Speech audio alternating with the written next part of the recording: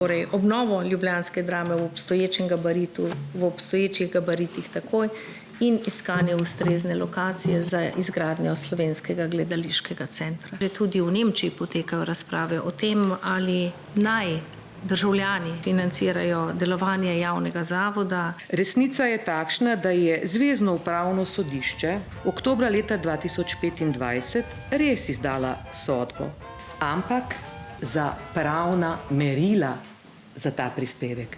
Zakaj je bila proti novi ureditvi izjemnih pokojnin? Ker se ne nagrajujejo samo Prešernovi nagrajenci za življenjsko delo, kar tudi pokojnina je.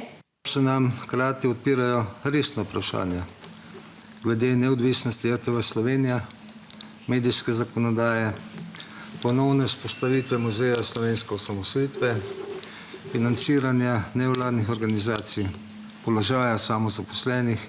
Da je z njimi prišlo tudi do konfliktov, pa je okrivila naše poročanje in ne lastno delovanje.